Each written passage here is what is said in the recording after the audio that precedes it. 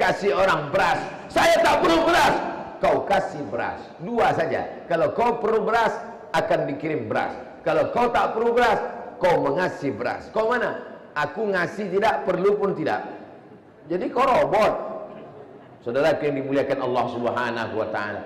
Program-program ini sudah dibawa oleh Ustadz Lukman sampai ke seluruh negeri di Indonesia. Saya pergi ke Yogyakarta, saya tanya, Mas, pripun kapare? Ape? Berapa kalian dapat beras sebulan untuk dibagikan ke fakir miskin yang dikumpul oleh Paskas? Yogyakarta 30 ton. Itu 2 bulan yang lalu. Yogyakarta 30 ton. Yang bawa pasukannya dari mana? Dari Kalimantan Barat, Pontianak. Ngumpul orang-orang di Yogyakarta, tiap bulan mengumpulkan beras 30 ton. Bandung berapa? 90 ton. Maka Singkawang ditunggu. Nanti buatkan iklannya. Yogyakarta 30 ton, Bandung 90. Berapakah Singkawang?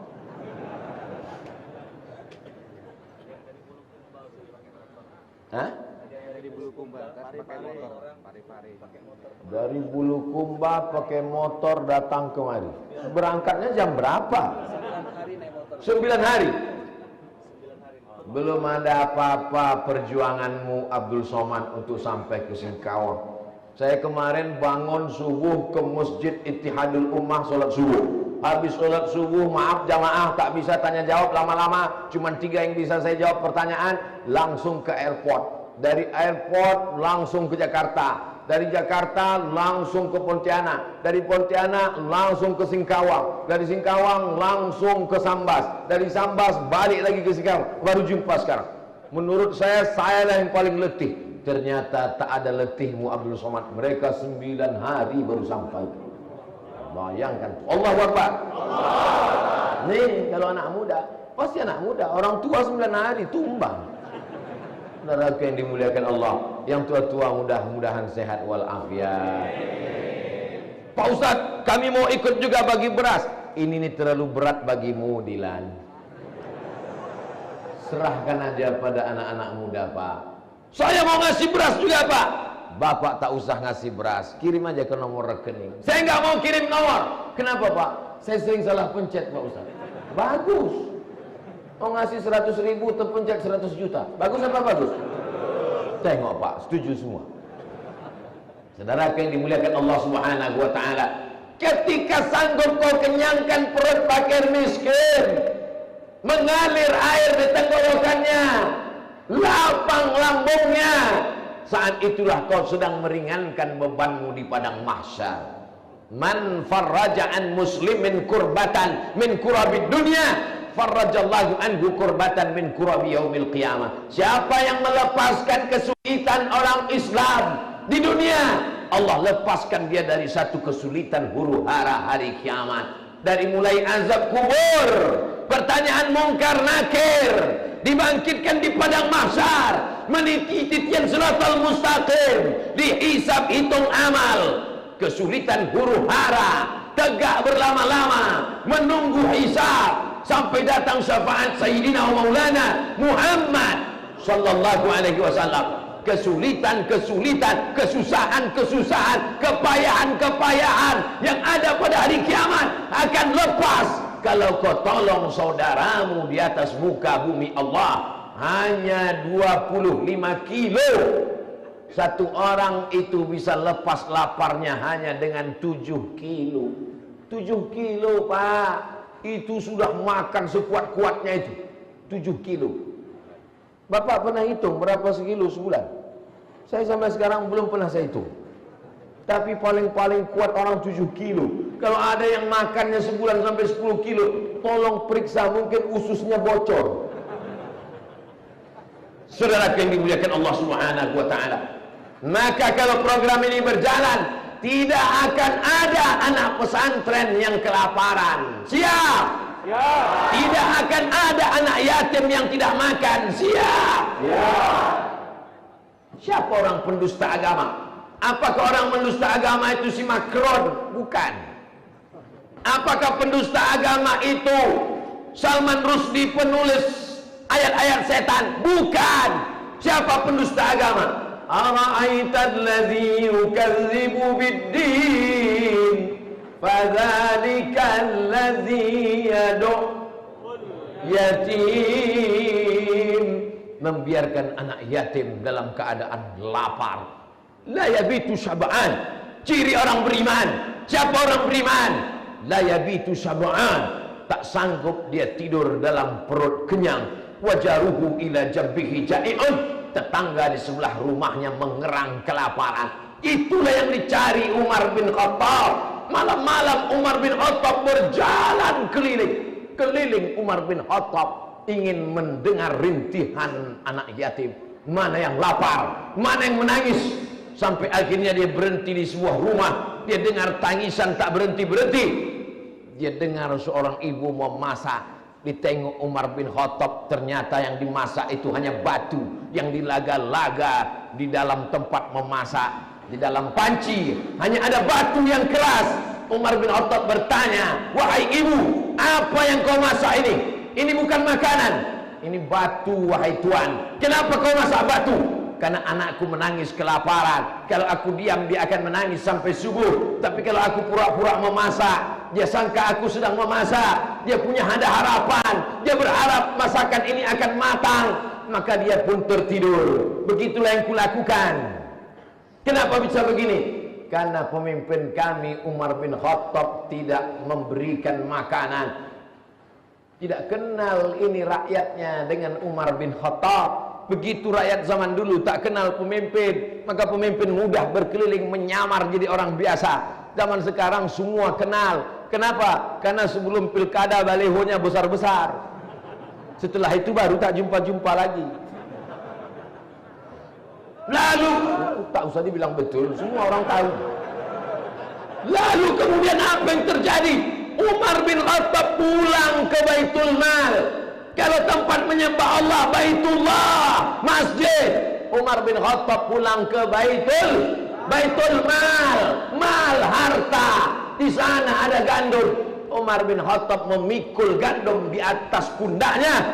Dia bawa berjalan. Dia sendiri yang ke Baitul Mal, dia sendiri yang memikul, dia sendiri yang membawa, dia sendiri yang menyerahkan. Karena dia takut akan ditanya malaikat di hadapan Allah. La tus'alunna yawma idzin 'anil.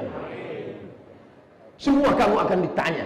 Pak RT akan ditanya, Pak RW akan ditanya, Pak Kades, Pak Lurah, kau akan ditanya tentang rakyat. Pak Wakil Wali Kota, tak usah disebut, ada orangnya di sini. Saudara yang dimuliakan Allah, maka dengan adanya gerakan subuh berjamaah, gerakan infak beras, itu sesungguhnya meringankan beban pemimpin-pemimpin kita di hadapan Allah. Syukur-syukur bapak-bapak dari Kapolres, dari Dandim, dari Kapolsek, bapak-bapak dari tentara, TNI, polisi mensupport program ini, maka berasnya tentu bisa dapat lebih banyak. Betul apa betul? Kalau Abdul Somad yang ceramah, berikan beras untuk anak yatim, berikan beras untuk pondok pesantren, berikan beras untuk fakir miskin, paling dapat 5-10 kilo. Tapi kalau polisi, suaranya nggak perlu kuat-kuat. Berikan beras ya Pak, katanya, langsung dapat 1 ton. Tangannya megang pistol. Berikan beras ya. Bapak bisa berikan beras? Iya Pak, iya. Mumpung pistolmu masih pakai peluru, pakailah untuk menolong fakir miskin. Mumpung tanda tanganmu masih ada. Yang punya jabatan, yang punya kekuasaan, nggak perlu ceramah, nggak perlu tabligh akbar, nggak perlu menggelegar, cukup dengan tanda tangan. Semua pegawai kantor desa besok masuk kantor bawa beras, kalau enggak mutasi. Takbir. Alhamdulillah Pak Ustaz, Pak Kades kami rajin sholat duha, Pak Kades kami rajin tahajud, Pak Kades kami rajin baca yasin, Pak Kades kami rajin sholawatan. Itu bukan amal Kades, siapapun bisa melakukan itu.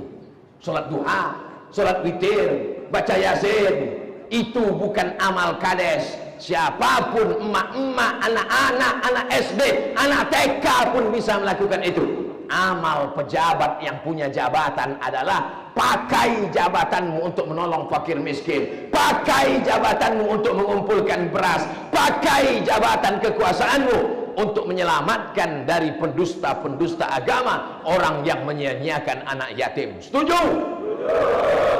Yang bilang setuju nggak ada jabatan.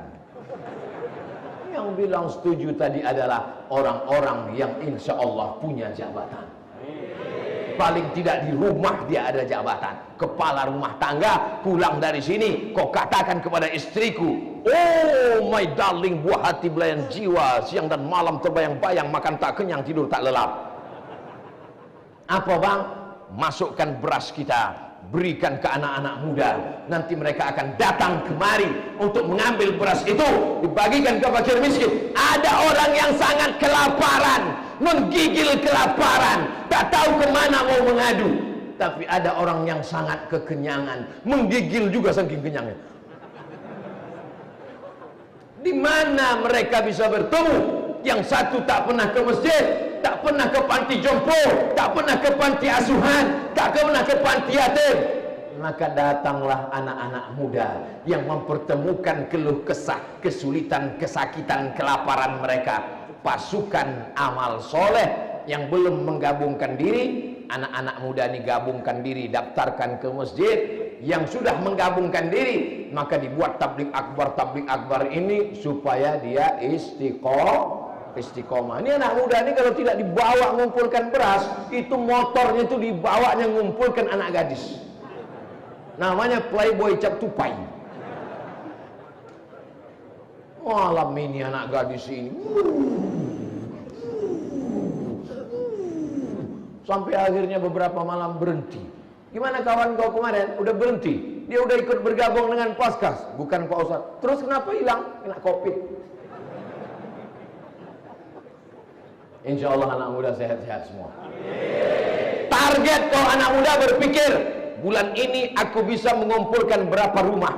Aku memang belum punya duit Pak Ustaz. Aku masih hidupku subsidi, minta uang jajan Pak Ustaz. Tapi aku punya target, bulan ini aku bisa mengumpulkan berapa rumah. Rumah si anu, rumah si anu, rumah si anu. Tapi ini anak muda yang satu ini lain Pak Ustaz. Kenapa? Setiap mengumpulkan beras dari gang itu aja, rupanya ada anak gadis cantik di situ. Allah tahu apa yang ada dalam hati. Apakah kau hijrah ini karena Allah? Faman kanat hijratuhu ilallahi wa rasulih, fa hijratuhu ilallah wa rasulih. Kalau kau hijrah karena Allah, kalau kau hijrah karena Rasulullah, maka yang kau dapatkan hanya Allah dan Rasulullah. Faman kanat hijratuhu ila dunya yusibuha. Tapi kalau hijrahmu karena dunia, karena bisnis, awim imra'atin yankihuha. Tapi kalau hijrahmu karena ingin menikahi perempuan, fa hijratuhu ila ma hajara ilaih, maka hijrahmu lah hanya sebatas itu saja. Yang belum hijrah, mudah-mudahan anak muda ini cepat-cepat hijrah. Hijrah itu bukan pindah tempat. Jangan nanti pas ditanya, kau sudah hijrah? Belum Pak, saya masih di Singkawang. Memanglah kau tak pindah-pindah. Yang dimaksud hijrah adalah pindah dari minum khamar ke minum zam-zam. Selama ini asal bangun tidur khamar, habis makan lontong khamar, habis makan ayam penyet, ayam patah, ayam susang, ayam mati, ayam panggang, ayam kampung khamar. Matinya pun mau sakratul maut, diajak la ilaha illallah tak mau. La ilaha illallah. Orang alif bata sajim, dia langsung kho. Na'udzubillah. Yang sudah bergelimang dosa di masa lalu, tak ada cara lain kecuali taubat. Taubat, bukan taucu. Taubat. Astaghfirullah Rabbal baraya, astaghfirullah minal khataya, astaghfirullah Rabbal baraya, astaghfirullah minal khataya, Rabbi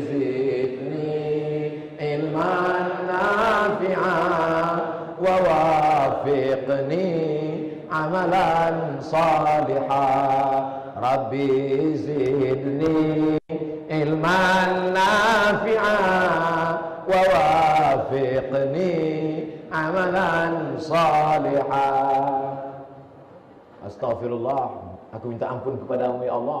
Rabbal baraya, engkaulah Tuhan pencipta segala makhluk. Astaghfirullah, ampunkan aku ya Allah. Minal khataya, dari segala khamar, dari segala mabuk, dari segala sakau, dari segala pacaran. Sebagaimana dulu kau bersemangat untuk mabuk, sebagaimana dulu kau bersemangat main judi, sebagaimana dulu kau bersemangat berzina, maka setelah hijrah begitu juga lah kau bersemangat, kau gas motor, kau gas sampai habis putus, larinya tetap 40 juga. Tak apa-apa. Itulah jihad, itulah hijrah. Ini banyak juga ini sekarang. Waktu dulu bukan main semangatnya, ngobot 120. Setelah tobat di masjid aja nunduk. Pas ditanya, kau tak ngumpulkan beras? Aku sudah tobat. Ini orang-orang begini, ini kepalanya cocoknya diantukkan ke tiang.